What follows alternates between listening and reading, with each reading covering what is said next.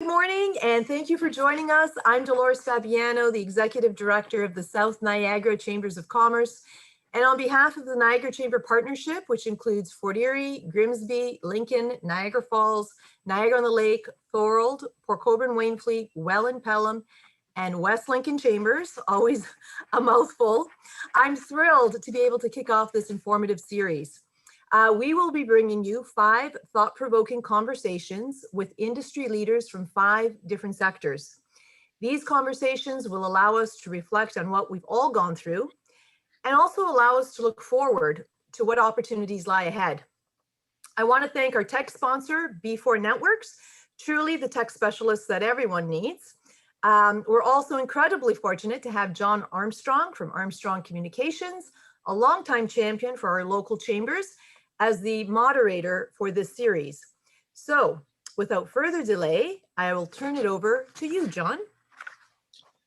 Thank you, Dolores. As Dolores said, I'm John Armstrong with Armstrong Communications. Just so everybody knows what we do strategic communications, really issues-focused and cause-focused kinds of advocacy and campaign work. So we've been operating in Niagara for going on 10 years. Know our way around. I certainly know my way around Niagara. I've been in this same business for about 25 years. So I'm delighted to have the opportunity to work with the Niagara Chamber Partnership on this on this series. We will be starting today with an update from Regional Chair Jim Bradley, who has a taped update to show us. After that, we'll be getting into our discussion. Our panelists today to deal with the subject of agriculture and the winery sector are John Nadeau from Domaine Caylus, Michelle Seaborn from Silmarel Farm, Kevin Reels from Ceres Global, and Andrew Niven from Conzelman. So we'll be discussing Niagara's road to recovery as it relates to agriculture and the winery sector, but we will be starting off with an update on the regional government from Chair Jim Bradley.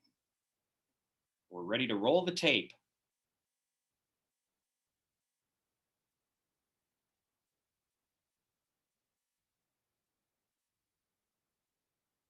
Good morning.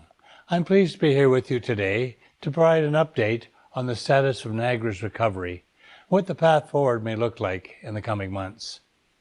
I want to start my remarks today by thanking the Niagara Chamber Partnership for hosting this event, as well as all the members who are taking time of their busy schedule to be with us today.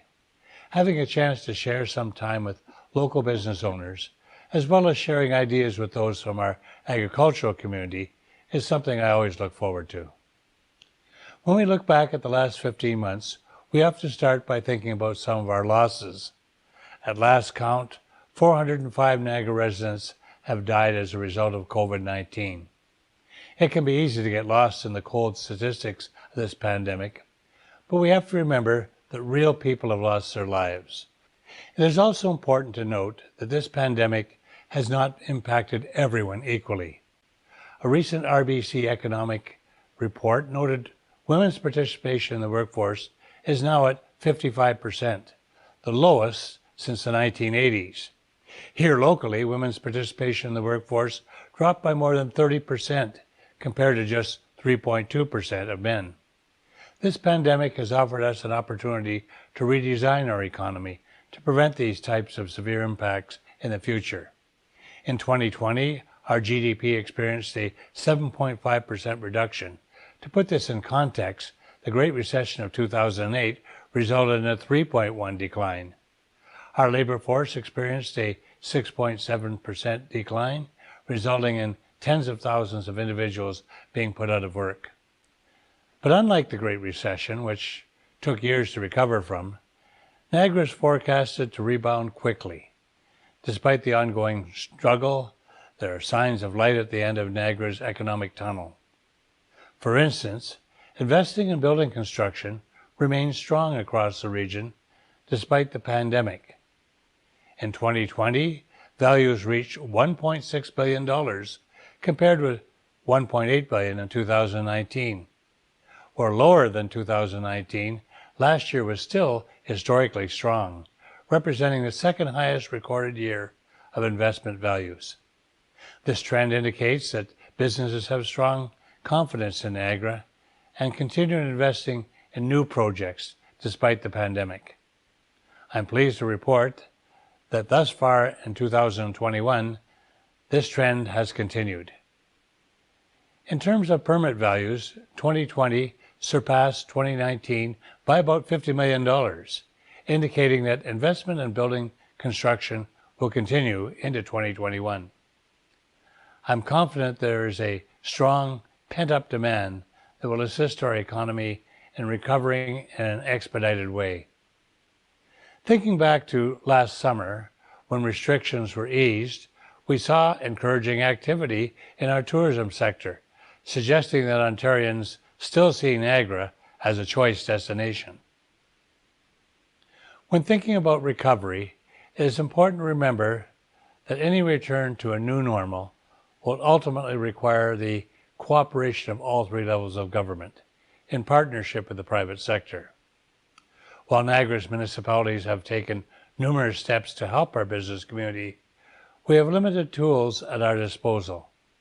Some of the supports we have implemented include the deferral of property taxes, the elimination of fees for business and patio licenses, allowing patio extensions and street closures, expediting approvals and licensing processes, bolstering numerous buy local campaigns, and implementing the Economic Rapid Response Team as a centralized hub to answer questions from businesses and help guide them to appropriate programs and resources. And as always, the Niagara region, in partnership with its 12 local municipalities, continues to advocate to the provincial and federal governments to secure additional opportunities for our local business community. The region's advocacy efforts to senior levels of government culminated in the Tourism Adaptation and Recovery Grant Program, which provided a total of over $2 million to help Niagara's tourism businesses. These grants were administered by the region's Economic Development Department, being distributed to support those most in need. The program put financial supports directly into the hands of local businesses to help them adapt and recover from the pandemic. Given the importance of the field of agriculture to our economy and our general food security, we have taken specific steps to provide assistance to our farms. For instance, our Vaccine Community Coordination Task Force ensured that temporary foreign workers were prioritized to receive their shot. We also work with farms to streamline this process, including the engagement of translators where appropriate. We fully appreciate the important role these workers play in our economy and took action to help protect them. To further advocate for our agricultural sector, Regional Council, through a motion brought forward by Councillor Witteveen, lobbied senior levels of government to continue providing support for farms dealing with the quarantine, as well as providing subsidies to deal with the costs associated with protecting the health and safety of temporary foreign workers. While thinking about our food security, we also prioritized Niagara's food processing facilities to ensure that employees were able to easily access the vaccination. Specific dates and times were designated to allow these workers to get their shots through the mass immunization program, helping to protect these individuals, our food supply, and our economy. When thinking about the pandemic's impact on property taxes, we have to consider that 92% of regional expenses are what KPMG deemed to be essential or mandatory. To this end, the region was unable to cease offering specific services during the pandemic, as the vast majority of what we do shifted to respond to COVID-19. However, I'm pleased to report that through extensive lobbying efforts, we secured financial relief from the provincial government to temper the financial impacts of the pandemic. As municipalities cannot run deficits, we would have been required to either drastically increase property taxes or dramatically reduce services to close the gap created by the virus. As part of our recovery efforts, I applaud senior levels of government for starting the conversation around affordable childcare in Canada. Ensuring that high-quality childcare is reasonably priced for parents is not only what is best for our kids, it is also a key element to ensure our economy can rebound quickly and remain protected in the future. A recent study showed that a national childcare solution would increase Canada's GDP by a minimum of $63 billion and generate over $17 billion in new tax revenues, more than enough to cover the costs of public-funded universal childcare. As chair of Niagara Region, I'm actively advocating to senior levels of government to ensure they understand the importance of such a program to our local economy. As we've already heard by now, the provincial government recently released their three-step plan to reopen Ontario. What differentiates this plan from previous efforts is that it is tied to vaccination rates and clearly spells out measurable targets as to when we can expect restrictions to be lifted.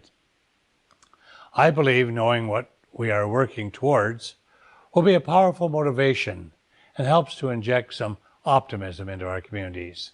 The plan also does away with regions and treats the entire province as one entity. By us all truly being in it together, it removes the incentive for those in areas with higher infection rates to travel outside of the region, potentially spreading COVID-19. On the topic of vaccines, residents should take pride in knowing that here in Niagara, we are keeping pace with the provincial average. At the time of the taping of this speech, well over half of Niagara's residents had received their first shot, and 100% of individuals living in higher risk scenarios like long-term care homes have received their second dose. This means that those most likely to suffer the most severe outcomes are the best protected. Since we now know that reopening and recovery are tied to vaccination rates, I hope this helps to motivate as many people as possible to book an appointment. The shot is now available to anyone over the age of 12, so it is my hope that we will protect as many people as possible over the coming weeks and months. The vaccine is a gateway to reopening the economy, reopening our borders, and ultimately letting all of us reconnect with friends and family. I encourage everyone to book an appointment today. When I ran for Regional Council in 2018, a global pandemic was the last thing on my mind. While no one will dispute the negative effects of the last 15 months, we've also seen some of the best our community has to offer. When I think of Niagara, I think of the immensely positive impact that a single residence, business, or nonprofit organization can have on our community. At the conclusion of my remarks, I invite you to watch a short video celebrating everything that makes Niagara special. I hope it helps us to brighten our day and remind you that we live in one of the best regions in Canada. In closing, I want to thank all of you again for spending your precious time with us today. I hope that these remarks have provided you with some insight into the recovery and where I hope we can go together as a community. As we continue to recover and rebuild, it is my intent to do so in the spirit of partnership and collaboration.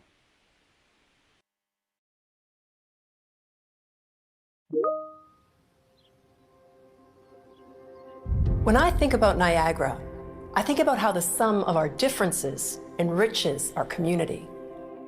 I think about the steadfast strength of the farmer, a farmer who realizes that prosperity in the future is tied to protecting the present. I think about the dedication of the vintner using Niagara's resources to produce global recognition in a glass. When I think about Niagara, I think about the innovation of the entrepreneur driven with purpose, who sees what could be and hustles to make it a reality. When I think about Niagara, I think about the heart of the host eager to entertain, their love for home and making all feel welcome, bringing people and communities closer together. When I think about Niagara, I think about the experience of the retiree who in their golden years chose Niagara as the setting to play, to connect, and to love where they live. When I think about Niagara, I think about the scholar and the infinite directions they can take, the teachers who inspire them, guide them, the hope they have for a brighter future. When I think about Niagara, I think about the selflessness of the caregiver, how their empathy and sacrifice strengthens our community, how their care rejuvenates. When I think about Niagara, I think about the vulnerability of the artist, whose work allows us to see one another more clearly, see ourselves more clearly, whose passion transcends language and culture. When I think about Niagara, I think of my neighbors, whose contributions make up a colorful and vibrant place to live, a community that cultivates equity and prosperity. When I think about Niagara, I think about the child, who has everything they need right in their own backyard and may not even know it. When I think about Niagara, I think about how Niagara was born out of a vision of singularity for a brighter future, where everyone will have a place to call home, where we will continue to invest in our communities, and where we will always take care of each other. We are resilient. We are innovative. We are Niagara.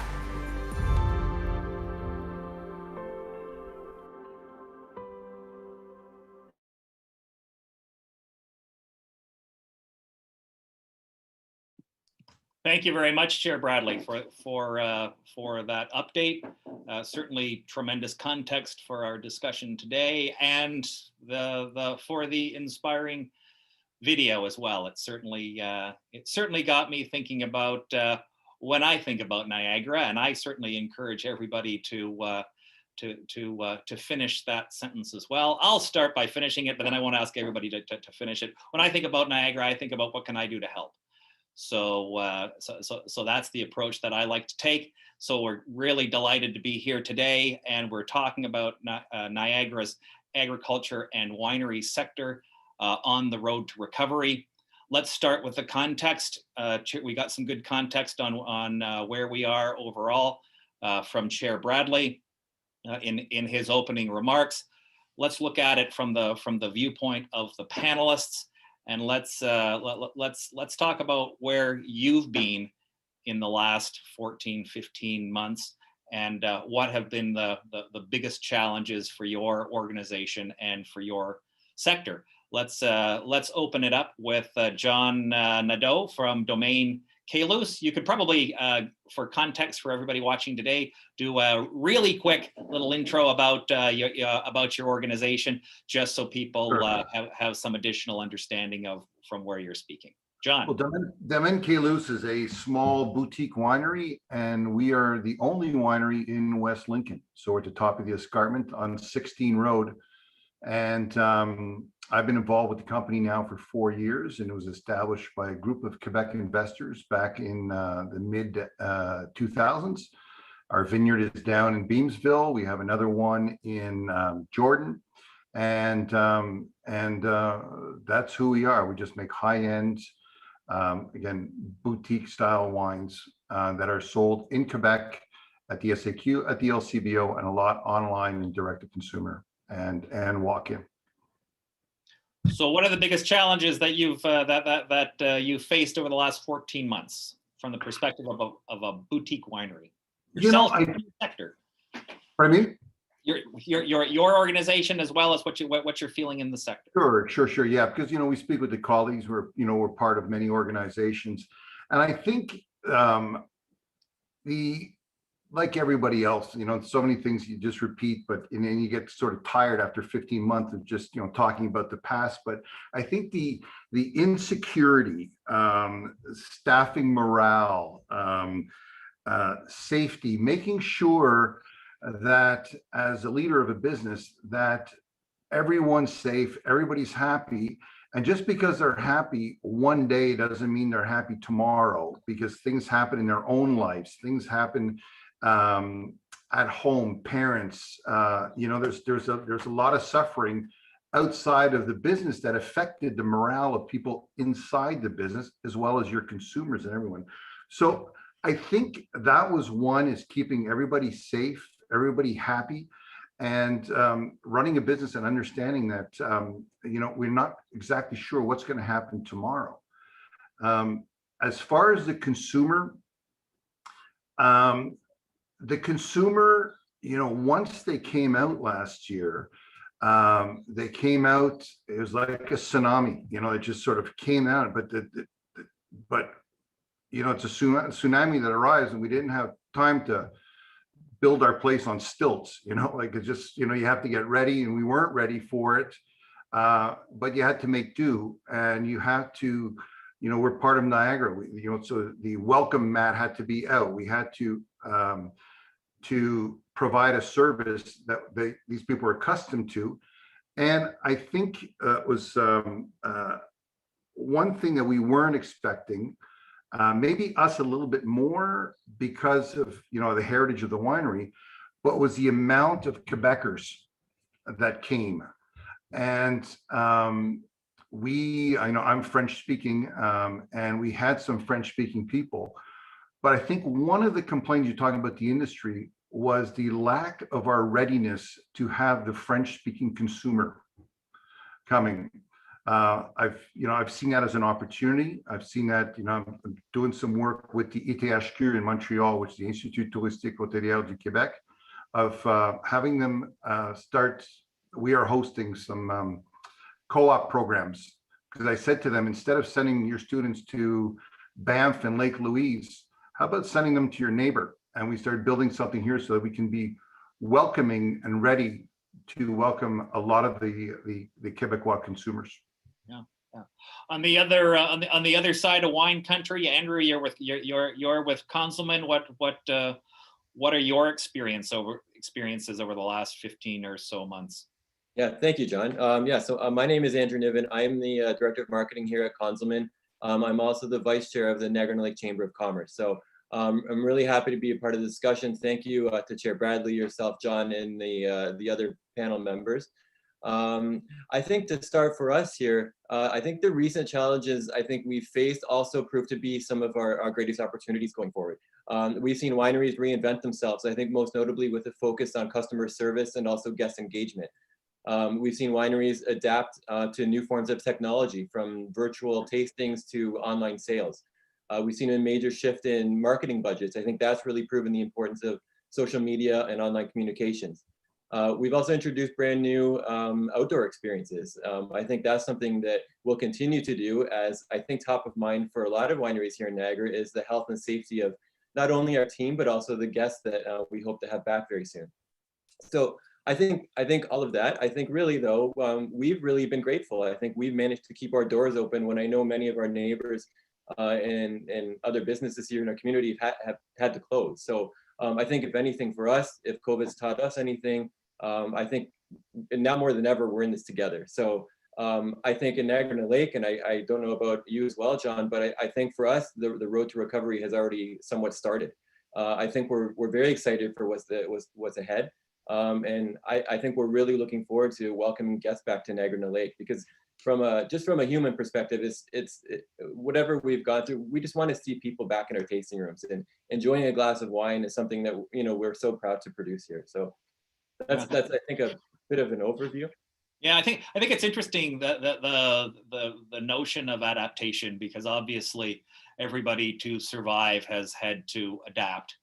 So it will be an interesting transition as the elements of adaptation are either abandoned or let go because of their special circumstance, or whether or not they will be embraced as new opportunities, which we'll talk about in just a few minutes. Michelle, and you have probably a slightly different perspective. What have you been going through over the last 15 or so months? How have you adapted as a company in order to survive through this period as we await the surge that we're hopefully prepared for, John? Well, I'm going to talk actually about two facets of what we do here, John. First of all, we're a small family farm. We have an apple orchard, and we rely very heavily actually on tourism for pick your own apples. We also have a small poultry operation as well. But the other part of what I do is I run farmers markets. And farmers markets had their own set of challenges last year, wondering whether or not we were going to be able to open and exactly how we were going to be able to open. And if I were to tell you that we spent countless hours with public health last year, I'm sure all of you would agree that it was a long road. It seemed like every other day the restrictions changed, they were added, they were subtracted. We finally opened our market in June of last year, and certainly there were some challenges. The Grimsby market, for example, sets up on Main Street. And public health said, well, unless you can restrict the number of people on Main Street in Grimsby to 50, you can't run there. Well, there was no way I was going to be able to restrict the number of people on Main Street to 50, so we moved to another location. So moving locations from what in the past had been a very familiar place to most of the customers presented its own challenge, because now they have to look somewhere else. Let's face it, when Main Street Grimsby is closed down, people know it's there. When it's suddenly in a parking lot at the other end of town, people forget. So the challenge there was trying to remind people that farmers markets do exist. Now, of course, the opportunities are great, and I understand that's going to be the next part of the conversation.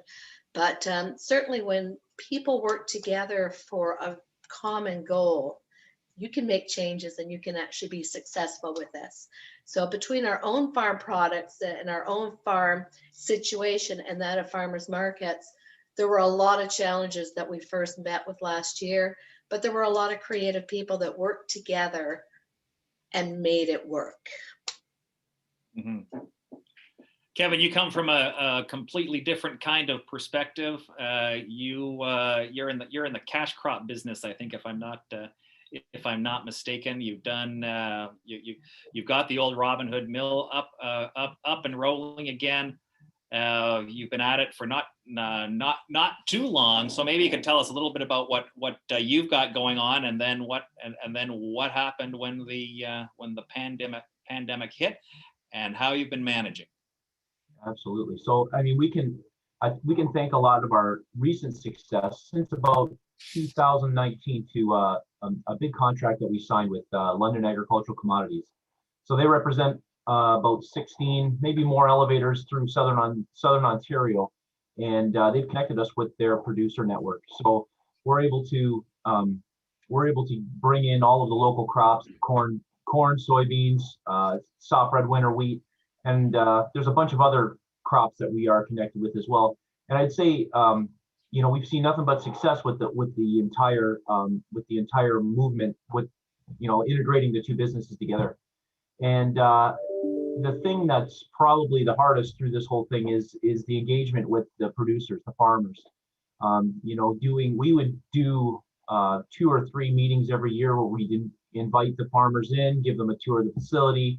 It gave us an opportunity to get our salespeople, the merchants, to meet with the producers and build those relationships, which is really the most important part. It's the trust portion of our business. Being able to get those farmers together, do some draws for prizes, engage through lunch, have a couple of talks about, what the weather outlook looks like, what the crop outlook looks like, pricing indications for the season.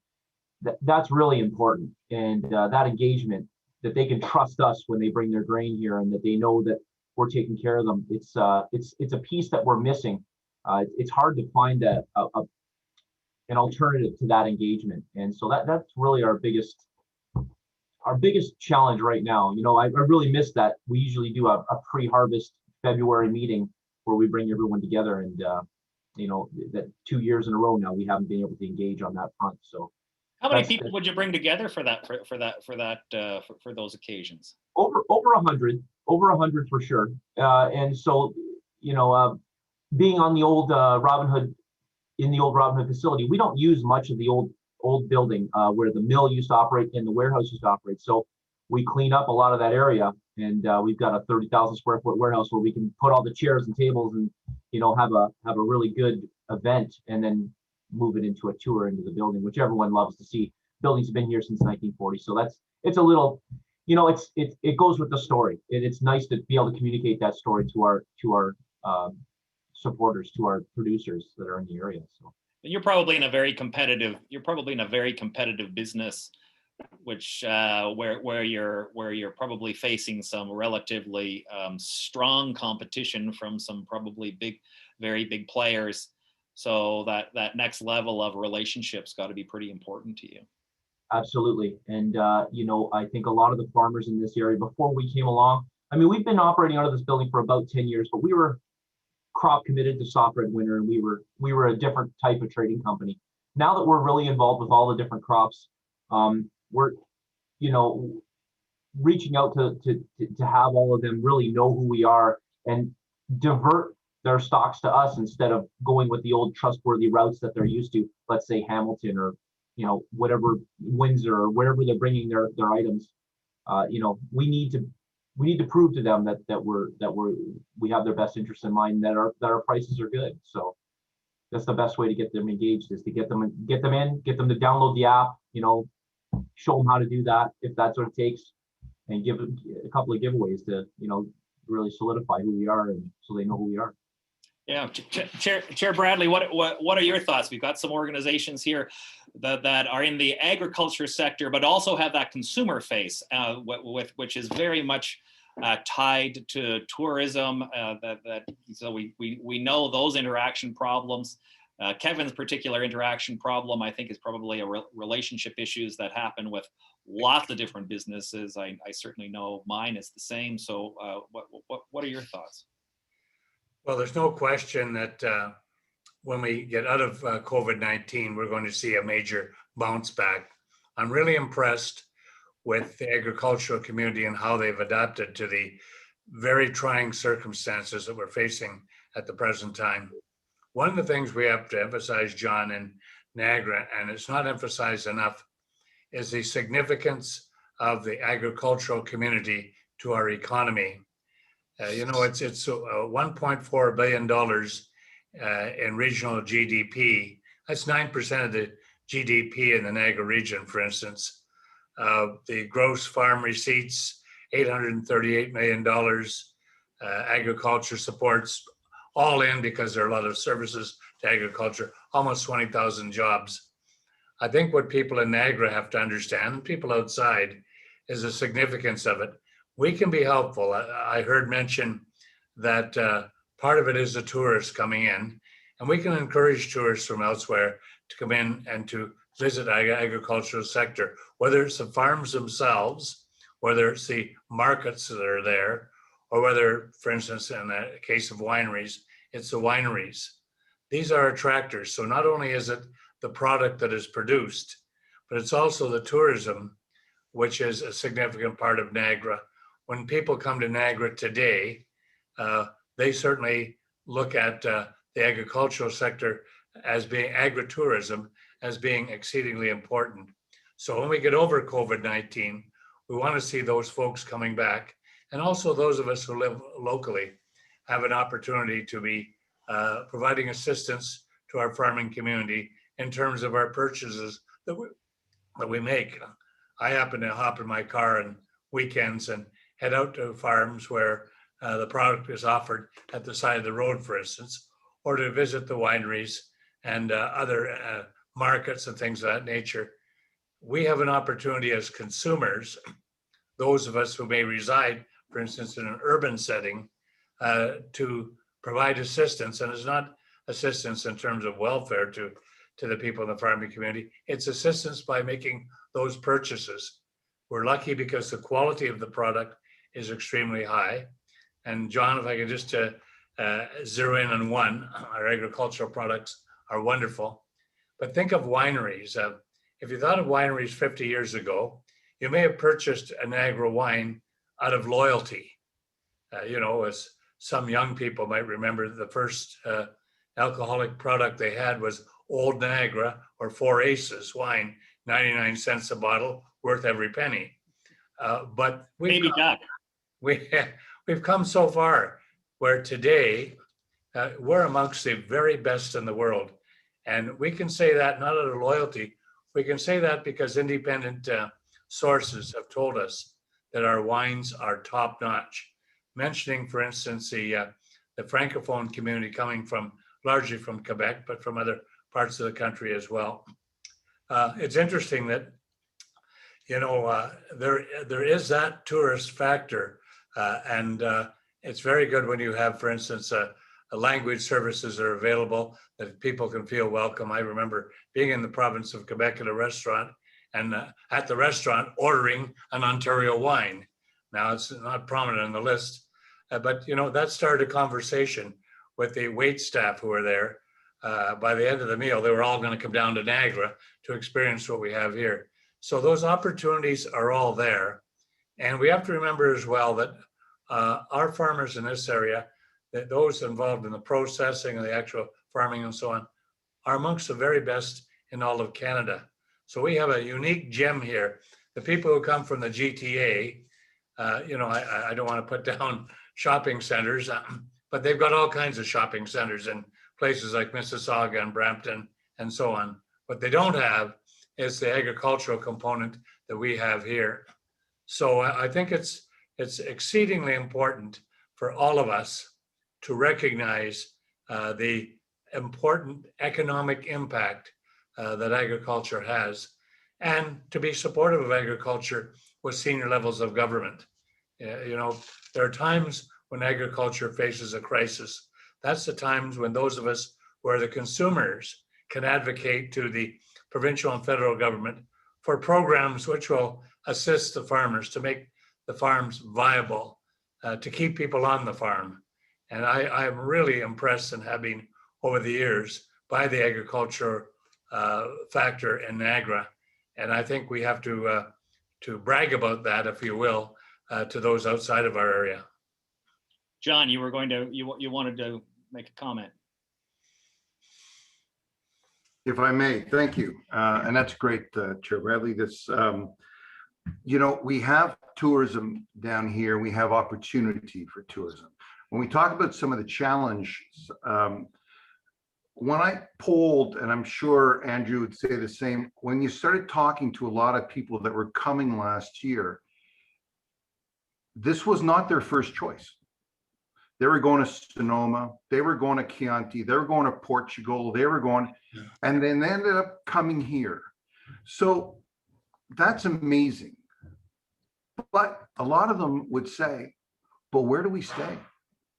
Where are we going to stay if we come back? This is a discovery we can't believe down here, but we can't find a hotel room. We can't find a place to stay. There is no room to park our RVs because we're not set up really for the overnight and those people that are making this a destination. So we had an opportunity. When I talk about the tsunami, it was a diversion. They came here not as first choice, but they discovered us as a result of coming here, and they want to come back. To answer that demand, I think we really start having to look at where are we going to keep these. So you talked about, Chair Bradley, about agritourism. Absolutely. Is there something to do with the farmers in some of the homes where the families have left up in this region in West Lincoln, of maybe having a program where some rooms can be converted, that there's a program that we can start this agritourism where we don't have large hotels but we have boutique hotels, or like they did in Italy, where there's so many rooms, but they're all hidden within the agriculture that you can't tell where they are, but there's a lot of rooms for people to stay in. And I think that if we could build that supply side, then we can go back to those people that came to see us and discovered us and have them telling their friends and making this a destination. But once they're going to stay here for a night or two, not only are they coming down to see the winery, but they're going to go to the restaurant for dinner. They're going to go to Hansberger for brunch.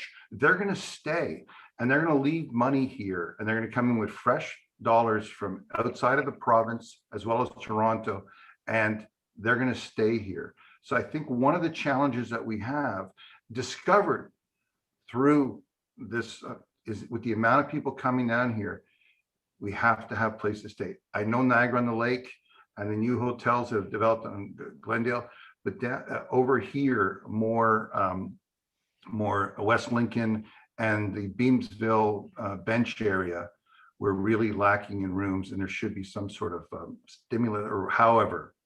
stimulation of that opportunity. So what do other people think? It's interesting. I remember that period when things were loosening up, sort of last summer and the fall before they tightened up. I live in beautiful Beamsville, Ontario, and I have the great fortune of being able to go for a 45-minute walk and go past 6 wineries, which is fantastic. And the Bruce Trail. And actually, if you go the other way, if I make my walk 90 minutes, I also will go past 5 fruit stands, 3 of them unmanned, and a flower stand without personnel, I should say. I mean, it's extraordinary. You know, people come and visit, and they can't believe that you can just walk up, grab a bunch of asparagus, and just put $5 into a little cash box, and drive away. But if we're moving into a period of back in those days, back when things were loosening up a little bit, it was frenetic. I mean, the amount of people that the sector could serve was significantly limited. So you couldn't get in anywhere. Everything was really busy, but there was also a sort of an electricness about it that had almost an additional level of excitement which was a little sleepier than the Niagara and the Lake area in the 20 bench area. So what are other people expecting when things start to open up? Certainly we can feel that surge coming. I think a lot of people are expecting to be traveling again. So Michelle, what do you think? Are you expecting a big surge in demand? Well, let's take a step back and look at last year, because we weren't really sure what we were going to do with last year. So a fruit crop for us is a short season. It's from September till maybe the end of October. And in the past, most of our apples were picked through Pick Your Own. I always thought it was better to have somebody pay me to take them rather than me pay somebody to pick them for me. It was a great opportunity. We used to get buses from Toronto, like tour buses on our little rural street. People thought it was amazing to see these tour buses come up with 60 people that were just dying to get out and pick some apples and leave some money at my doorstep. Well, that changed last year, and last year we had some serious concerns about how we were going to get the crop off. Well, it was also around the times that things loosened a little bit. Now, of course, I think that changed again around Thanksgiving, where it tightened again, but the vast majority of our crop was during that time where you could have some outdoor activity. We were amazed at how many people showed up. They were coming from Toronto and Brampton, and they were coming from everywhere. Maybe not Quebec, but they were coming because it gave them an opportunity to get outside. It was a free activity. They paid for their apples, but there was no admission charge.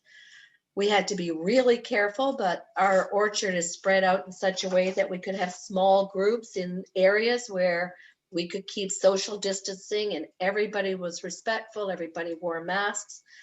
We were astonished. We were absolutely amazed. And at the end of the day, what it really showed was people were now looking to where is their food being produced. They were coming to farms to pick fresh fruit. And there goes that darn clock again. I'm so sorry. I should have turned it off before we started this, but it's actually quite pleasant, and it's over now. I'm so sorry. But people were buying local. They were seeking local. Now, take a step now to the farmers markets. When we were able to get our market going, we made sure everything was food and farm based. So we didn't have artisans. We didn't have some of the other things that make farmers markets interesting. But once people realized where we were, they were coming because they wanted to buy local. And a lot of our farmers were really amazed at just how well they did, because people wanted to buy local. And those that weren't too sure about getting into a public realm like a farmer's market, we set up an online market. So we did the shopping for you, and you just drove up. You had curbside pickup. You got your fresh fruit, fresh vegetables. that was a big challenge, and we were able to overcome it. So we took care of the needs of 30 small farms last year through this market by offering the online marketability. And for us, as far as our own farm was concerned, we were able to offer a safe, inexpensive opportunity for people to go out. They didn't just stay here. I mean, John's business is not very far from where we're located, and there were other opportunities that they could spend it and make a day trip. Now, John brought up about the overnight business last year. I think last year there may have been people that wanted overnight visits, but I know of several bed and breakfasts that didn't make it last year because they just couldn't get people to come, and people weren't really traveling. I see that as an opportunity in the future for sure. But last year was such a messy year for so many industries. Hospitality, I think, was probably the hardest hit. And that's where I would look at your hotels and your bed and breakfast and what have you. But from a farm perspective, people sought out local. And I think that trend is happening again this year. Some of the farmers markets are opening up again, and people are glad to be able to buy food and products from people that actually grow it. And there's a relationship that forms that way. And I certainly think it's going to continue. You were used to having busloads of people come, and then, but you still had people come on their own. Did you find, what was it a different demographic then? I'm interested by John's point that it was a new group of people, as he described them, as in his experience is Niagara wasn't their first choice, but Right. was it a new demographic that were being introduced to Niagara then? I think the people that used to come by bus actually drove. So we still had those people come, but we had more families. We certainly had more families with children, and it was a pleasure to see the change and to see again families working together. And so I think the demographics changed. Would have been, what was it? Do you have any idea whether or not it was people from outside Niagara, or whether it was people from inside Niagara, or was it a mix of both? We did a lot of local advertising, and that brought a lot of people in from Niagara. But I'll bet 60% of them were from out of the Niagara region, and further north than Toronto. So people were looking for day trips, and this is where they were coming. What's your experience, Andrew? John, and you make a very good point with the bus groups, and I think it's something within our industry. I think that you'll see a major shift to really start to slow down a lot of that traffic. As ironic as that sounds, I think COVID's taught us that there's a big reliance on just customer and guest experience. So I think that's something I think is translated into some higher sales at the winery boutique. I think even more importantly, I think it's drawing people back to Niagara because they've had such an in-depth and pleasant experience. And I think for our branding, not only of the winery, but also for the Niagara region, I think it turns them into more or less long-term customers. So I think that's something maybe in the past we've really relied on volume. I think now it's just providing these premium experiences and really slowing down the pace. And I think to allude to something Chair Bradley had pointed out earlier also was we do compete now on a worldwide level with in terms of our wine portfolio. So I think what makes us different is the stories we have to tell here in Niagara. So as I alluded to before, when we went through a lot of change and adaptation, these aren't large corporate wineries who can easily adapt and easily take on new technologies. These are very family-run wineries, and a lot of times very new to a lot of this the technology, such as online sales. We shifted to virtual tasting, which is brand new. Even something as simple as curbside is just, so I think as we continue to adapt, really start to, again, get back to where we were and focus on our guest experience. I think we're excited of where we're going to go. So I think, gone are the days of the large bus groups. And I think here to stay is just these great experiences that we can offer here in Niagara. Wow, that's fascinating, Andrew. Kevin, I know you're in a slightly different kind of business, but let's talk about. Do you anticipate any kind of bump in demand, or what kind of change in demand do you anticipate, if any, as we move out of the pandemic? I don't anticipate too much of a bump. It's going to be all market driven, and it's really hard to tell. I get the question every year, how many vessels are you going to load? I have no idea. We just never know. It very much is. It's a market that's driven by the numbers. But I think I can answer a little bit to the excitement. You're asking about the excitement of reopening and you know what that's going to be like. And John touched on this one. John Nadeau touched on this a little bit. Our employees, giving them an outlet, something else that they can focus on. I've never had the accumulation of vacation that my employees have currently. Nobody's leaving, right? So it really emphasizes the importance of the team group at work, and so we are, we're leaning on each other pretty hard. We're our entertainment, we're our crutch, we're the outlet, and so work has been at least as healthy as can be, sort of diversion from what's going on out there. So yeah, I think it's very exciting what's going on, and I hope that we can get a little bit more, improve the numbers, and so that we can get out there a little bit more. The employees have a couple other outlets, like an apple farm, like something like that, where they can get out and do a couple of things that aren't so centric around the home and work. Yeah, fascinating. I'll bet you there's a lot of pent up vacation time. I know I've taken nothing. It's like there's nothing to do, so there's nowhere to go. Yeah. No,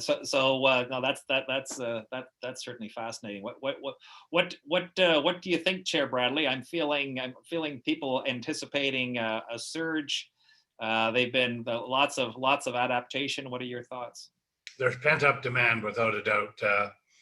We're getting that from a variety of sources, people telling us that as soon as the restrictions are lifted, that people are going to be out spending more money.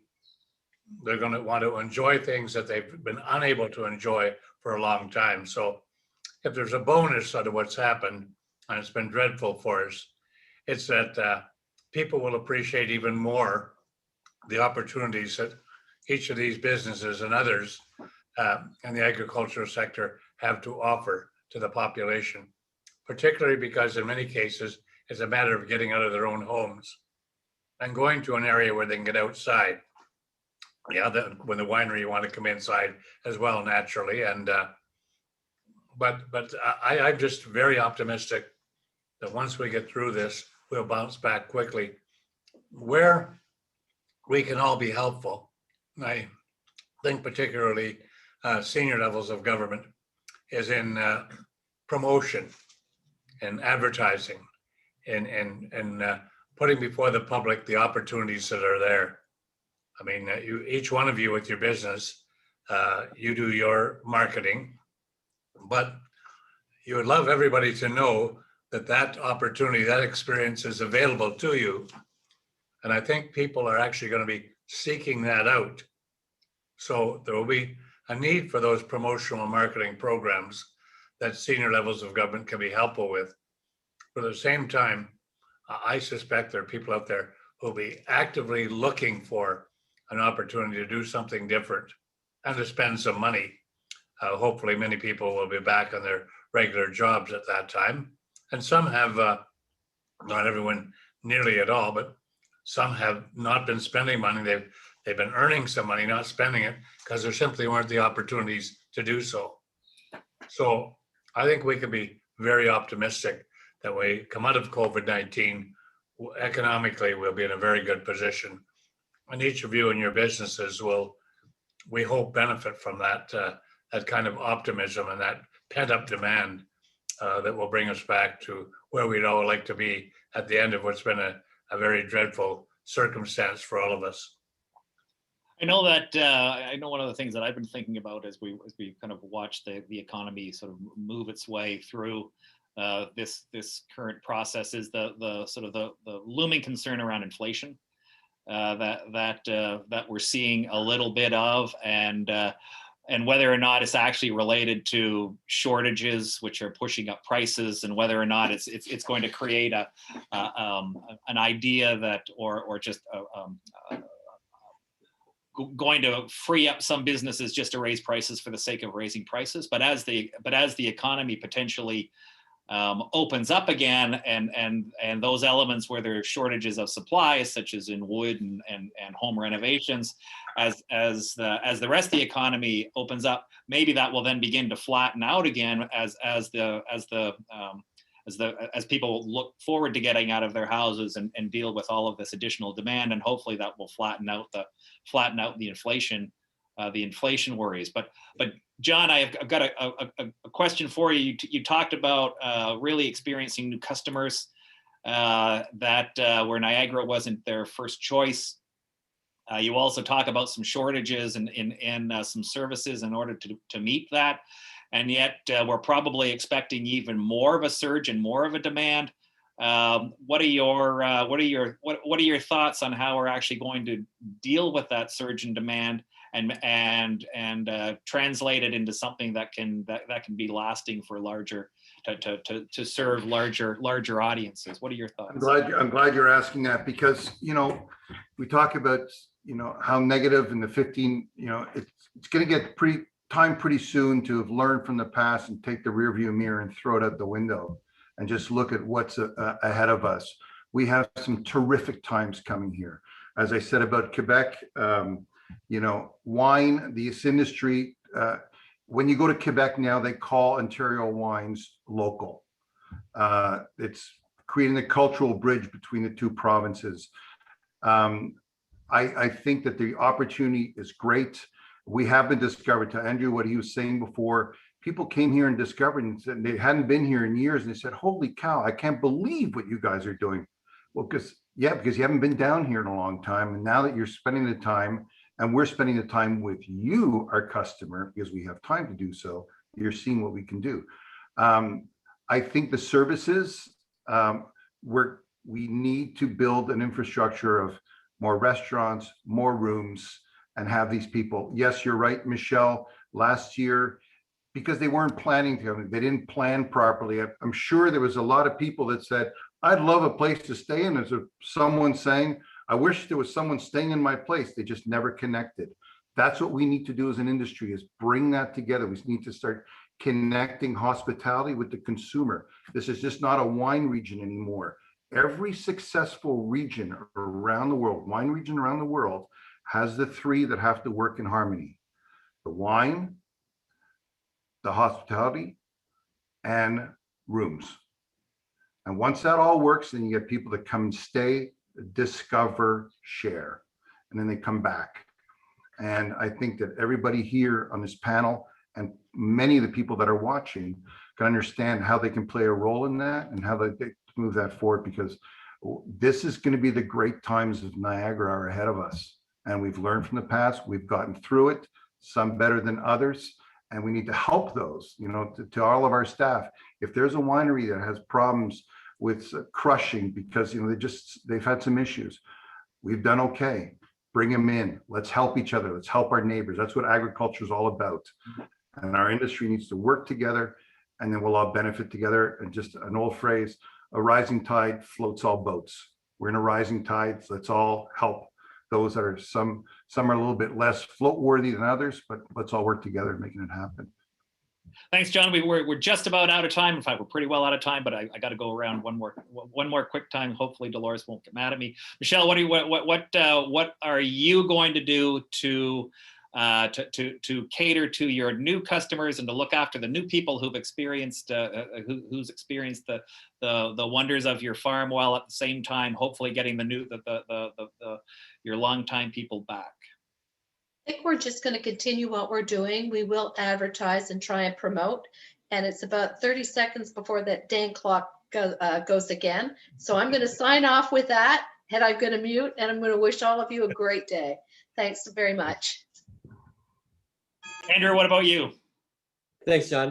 Yeah, I think here at Conzelman, and I think throughout Niagara Lake, I think we'll just be, again, focusing on the premium experiences. I think we still have to realize that we have to still throttle those open gates. I don't think we can open with a big bang. I think there'll be the crowds here to do so, but we still have to operate in a safe and effective manner. So I think it's just managing or safely managing the two. And then eventually we're going to get there. I just think it'll be a bit of a slow road going forward, but we're just looking forward to having people back. I mean, we miss seeing people in our tasting rooms. We miss our staff. We miss everyone. So I think that's the biggest element here. So yeah, thank you again for having me, and I really enjoyed the conversation.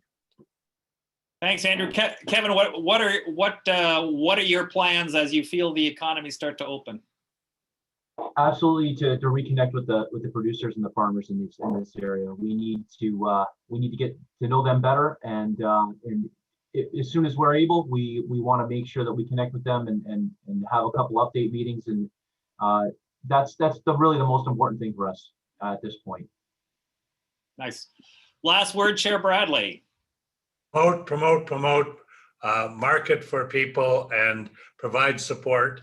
And most of all, for all of us, to listen to people in the business community, the agricultural business community, on how we can be of assistance to them in being successful. Because if they're successful, the whole region will be successful. Terrific. Thank you. Thank you. Thank you very much. That's all the time we have. In fact, we're a couple of minutes past time. Sorry, Dolores. This has been a great conversation hosted by the Niagara Chamber Partnership. Next week, I think it is, we'll be focusing a little bit more directly again on the tourism sector, with the panel being Joel Noden from Harry Oaks HOCO, Paul McIntyre from Vintage Inns, Tim Jennings from the Shaw Festival, Richard Taylor from Niagara Casinos, and Susan Morin from Thorold Tourism. That's all the time we have today, and we look forward to seeing everybody next week. Thank you all to our panelists for joining us. It was a great conversation. I know I learned a lot, and Chair Bradley, thank you for joining us here today. Thanks very much, everybody. Thank you.